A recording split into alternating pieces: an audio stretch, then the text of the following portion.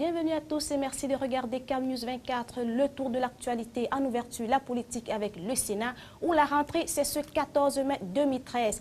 Et déjà, l'on connaît désormais le visage des représentants des collectivités territoriales décentralisées à la Chambre haute du Parlement. Le chef de l'État a nommé les 30 sénateurs restants le 8 mai dernier à la suite de la publication, le 29 avril 2013, des résultats des premières sénatoriales du Cameroun qui ont consacré l'élection de 70 membres de cette chambre qui en compte 100. Partout ailleurs à travers le Cameroun, le sujet retient l'attention du grand nombre. À l'ordre du jour de la session de plein droit, l'installation des sénateurs dans leur composition entière, l'adoption du règlement intérieur, la validation de leur mandat. Restons dans l'ambiance du Sénat avec Sa Majesté Mohamed Gabdou Yaya, le Lamido de Bagno, qui va siéger à la Chambre haute du Parlement comme sénateur titulaire.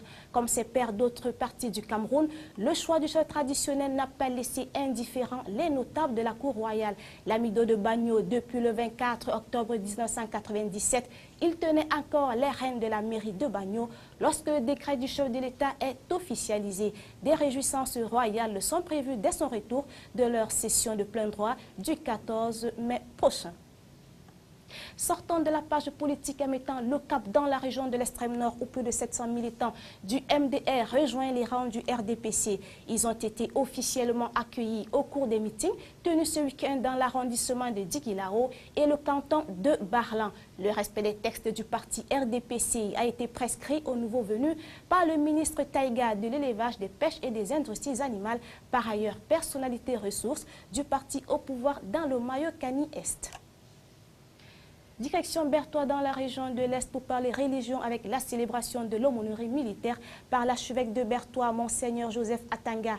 Cultiver le pardon, le partage, mais également la foi, c'est ce qu'il faut retenir de l'homélie de circonstances dite par Monseigneur l'archevêque de Berthois, Joseph Atanga, qui vient de célébrer une messe d'action de grâce à l'endroit des militaires et assimilés de la région de l'Est au lendemain de la situation de crise à la frontière avec la Centrafrique. C'était à la cathédrale Sainte-Famille de Berthois, sous le thème Dieu et le militaire. Le sport avec la Ligue de football professionnel du Cameroun, la reprise du championnat est prévue pour les 18 et 19 mai prochains. Les clubs amorcent la mue vers des sociétés anonymes à objet sportif.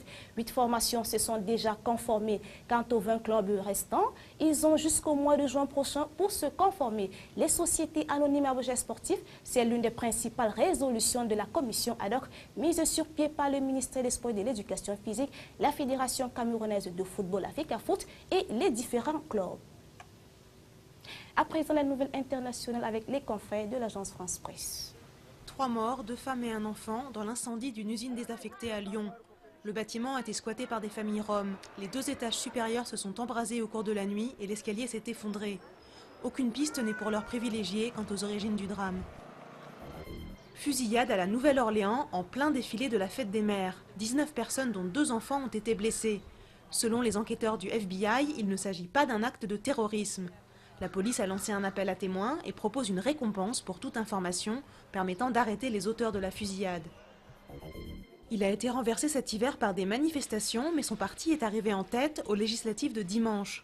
L'ancien Premier ministre conservateur Boyko Borisov va devoir s'atteler à la tâche difficile de former un gouvernement alors qu'il n'a pas obtenu la majorité au Parlement. La crise de l'hiver pourrait reprendre, la population étant toujours exaspérée par la pauvreté et la corruption.